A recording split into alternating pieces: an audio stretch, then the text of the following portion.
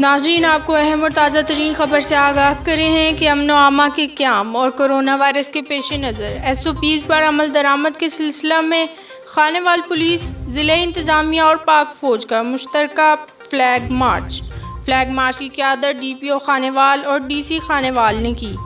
Flag march में district police, district traffic police, elite force, rescue 1122, पाक army और ज़िले इंतज़ामिया की गाड़ियों ने हिस्सा लिया।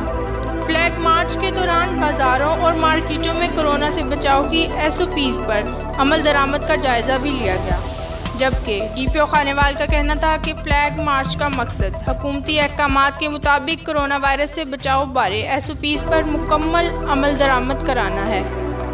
जबकि उन्होंने मजीद कहा कि खानेवाल पुलिस शहरियों के तहफ़्फ़ुज़ और खिदमत के लिए हमावक्त तैयार है। मजीद डिप्टी कमिश्नर आगा ज़हीर अब्बास शिराजी ने कहा कि किसी को कारोबार चमकाने की आड़ में इंसानी जानों से खेलने की इजाज़त हरगिज़ नहीं दी जाएगी। ताजिर एहतियाती तदाबीर के हवाले से अपनी जिम्मेदारियाँ पूरी करें।